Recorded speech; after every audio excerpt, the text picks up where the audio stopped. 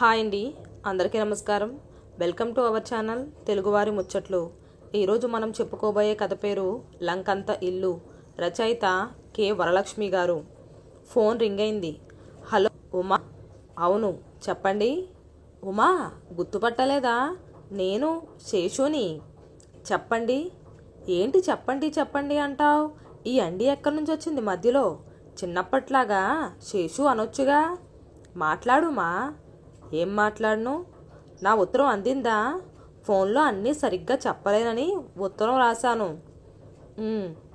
ఈ పొడి ఆలేంటి? నీ ఉద్దేశం చెప్పొచ్చుగా. నువ్వు చాలా ఆలోచించుకొని టైం తీసుకొని ఆ ఉత్తరం రాశావు. నేను ఆలోచించుకోవాలిగా. ఏం ఆలోచిస్తావు? నీ బదులు కూడా నేనే ఆలోచించి ఆ ఉత్తరం రాశానని నీకు అర్థం కావడం లేదా? నీకు గుర్తుందా? చదువుకునే రోజుల్లో నేను నీ వెంట ఎలా తిరిగేవాణ్ణో. ఎందుకంత నవ్వొస్తుంది? ఏం లేదు, 70లో ఉండి చదువుకునే రోజుల ప్రస్తావన తెస్తేను నవ్వు ఆగడం లేదు. నువ్వు నాకన్నా 4 ఏళ్ళు చిన్నదానివి, నా ఫ్రెండ్ చెల్లెలివి.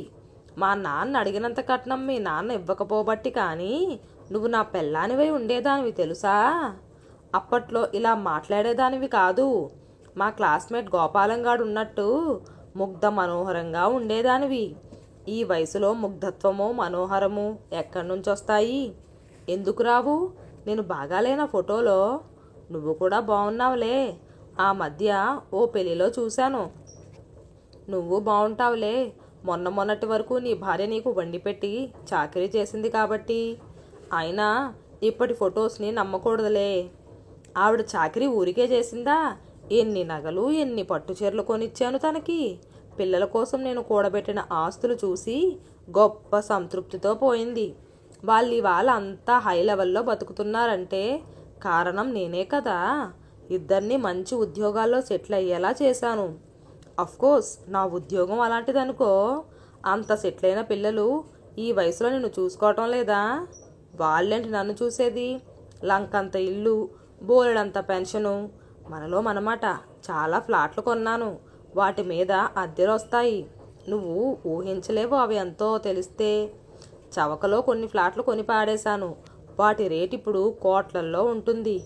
నా కొడుకులు ఈ పాత కొంపలో ఉండలేమంటూ కొత్త ఇళ్లలోకి దూరంగా పోయారు. పోతే పొండి అని వంట మనిషి చేత వండించుకు తింటూ కాలక్షేపం చేస్తున్నాను. ఆ వంటలు తినలేక చస్తున్నాను అనుకో. అర్థమైంది. ఇప్పుడు నీకు కమ్మగా వండి పెట్టే వంట మనిషి కావాలన్నమాట. కాదు, ఈ మధ్య సిటీలో లివింగ్ టుగెదర్ అనే మాట బాగా వినపడుతూ ఉంది. 1-2 మీటింగ్స్ వెళ్ళాననుకో, వారెవ్వరూ నచ్చలేదు. అప్పుడు వెంటనే నువ్వు గుర్తొచ్చావు. అవునా? అవును, నీ గురించి వాకాబు చేస్తే తెలిసింది.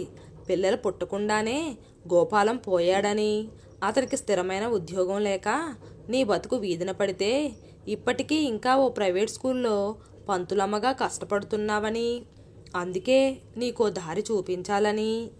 అంటే నన్ను కూర్చోబెట్టి పోషిస్తావన్నమాట. వంట కూడా చెయ్యక్కర్లేదేమో. అదేమన్నమాట. ఆడాలన్నాక వంట వార్పు తప్పవు కదా. ఈ వయసులో నోటికి రుచిగా మనకి మనం వండుకు తింటే బాగుంటుంది కదా. నీకు తిండికి బట్టకి లోటుండదు.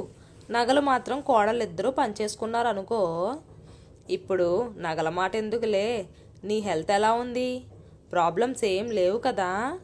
అమ్మయ్యా, ఇంతసేపటికి నా గురించి అడిగావు. ఈ వయసులో ప్రాబ్లమ్స్ లేకుండా ఎలా ఉంటాయి చెప్పు. BP, sugar common. నా ఊపిరితిత్తుల వల్ల కొంత ప్రమాదం ఉంది. ఒక మోకాల నొప్పులే ఎప్పటినుంచో వేధిస్తున్నాయి. మా ఆవిడున్నప్పుడు రోజు కాలు పట్టేది పాపం.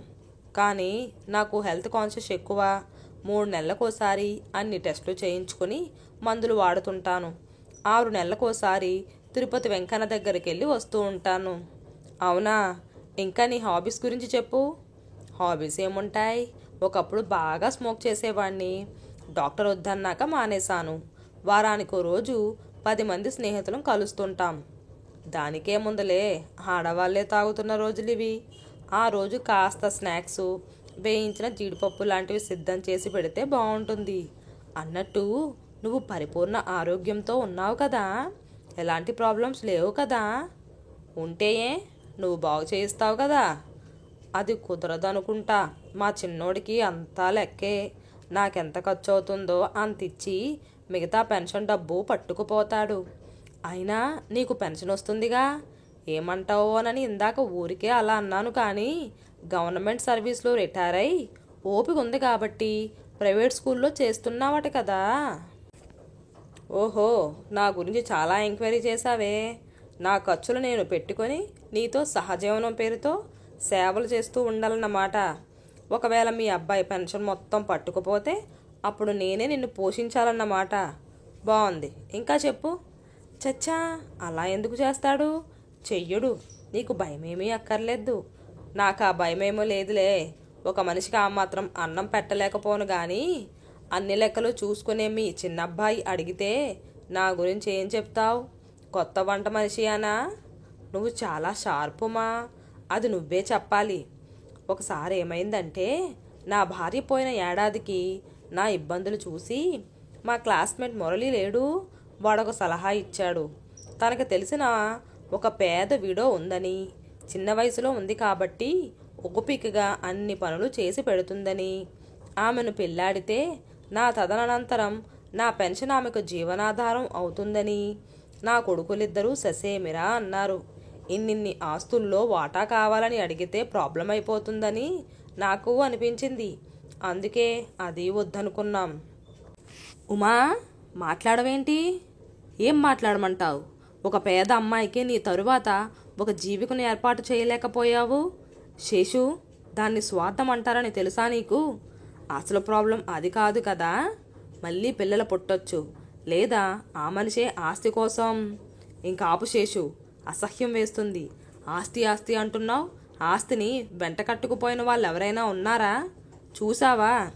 నా మీద కూడా నీకు నీ కొడుకులే అలాంటి అభిప్రాయమే వచ్చి ఉండాలి కదా. మనది సహజీవనం కదా. అయినా ఈ వయసులో నీకు పిల్లలు ఎలా పుడతారులే. చి శేషు, నువ్వేం మాట్లాడుతున్నావో నీకు అర్థమవుతుందా? ఇప్పుడు నేనేమన్నానని? అయినా చిన్నప్పటి నుంచి నువ్వెంత మంచిదానివో నాకు తెలుసు కదోమా. అందుకని నన్ను ట్రాప్ చెయ్యాలనుకున్నావన్నమాట. అది ట్రాప్ కాదుమా, నీ మీద గుడ్ విల్. నా అంతటి వాడు నిన్ను నమ్మి ఇంత పెద్ద బంగ్లాలో చోటిస్తానంటే ఇది నువ్వెంతో సంతోషించాల్సిన విషయం. నీలో అమాయకత్వం ఇంకా అలాగే ఉంది. అందుకే నీకు అర్థం కావడం లేదు. ఎవరినన్నా అయితే ఆహ్వానిస్తానా నేను? లివింగ్ టుగెదర్ మీటింగ్స్ వెళ్ళావుగా, అక్కడ ఎవరైనా నచ్చుంటే ఆహ్వానించేవాడివేగా. లేదు లేదు, అప్పటికే నువ్వు ఉన్నావు నా మనసులో నేనుండి వేరే వాళ్ళని చూడడానికి వెళ్ళావన్నమాట. కాదు కాదు, నీ విషయంలో నా ఉదారత్వం వేరు. అయితే ఈ ఉదారత్వం వెనుక కూడా ఇంకేదో ఉందన్నమాట. ఇది నీకు నచ్చుతుందో లేదో తెలియదు. నా స్నేహితులు ఈ మాట నీకు చెప్పి తేల్చుకోమన్నారు. మా పెద్దవాడి కూతురు గిరిజ భర్త యాక్సిడెంట్లో పోయాడు. అతను ఒక నిలకడైన ఉద్యోగం చెయ్యక దాని బతికిప్పుడు గాలిలో దీపంలా ఉంది.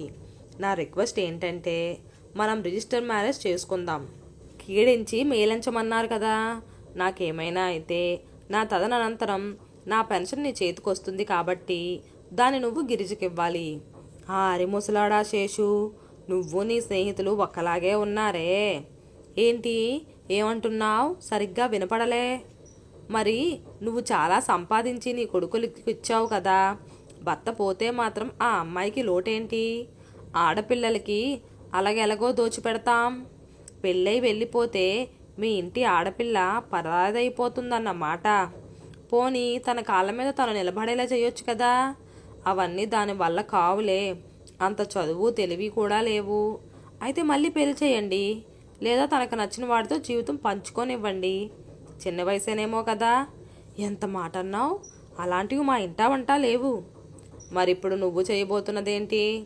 నేను మగాన్ని, ఏ వయసులోనైనా ఏమైనా చెయ్యగల హక్కున్నోణ్ణి. శేషు, నువ్వు గురుజాడ అప్పారావు గారి కాలంలో పుట్టాల్సిన వాడివి. అవునవును, నాకు ఆయనంటే చాలా ఇష్టం. నీ మొహంలే. ఏమంటున్నావు? మళ్ళీ వినపడంలే. అదే మంచిదిలే. నేను అడిగిన దానికి సమాధానం చెప్పలేదు. నా ఫ్యామిలీ పెన్షన్ గిరిజకి. హలో హలో ఉమా, లంకంత ఇల్లు, ఆలోచించుకో మరి. నాకు లంకలో ద్వీపకల్పాలు వద్దులేశేషు. లంకంతింట్లో ఉండి ఏం లాభం? మనసులు ఇరికైపోయాక నీకు తెలియని విషయం ఒకటి ఉంది. నువ్వన్న ఆ ప్రైవేట్ స్కూలు కాలేజీ, దానికి అనుబంధంగా ఒక వృద్ధాశ్రమం నేను నడుపుతున్నవే. గిరిజను మీరు చూడలేకపోతే నా దగ్గరకు పంపించు. కంటికి రెప్పలా చూసుకుంటాను. నువ్వు మరో లివింగ్ టుగెదర్ మీటింగ్కి వెళ్ళు. ఫోన్ కట్ చేసింది ఉమా.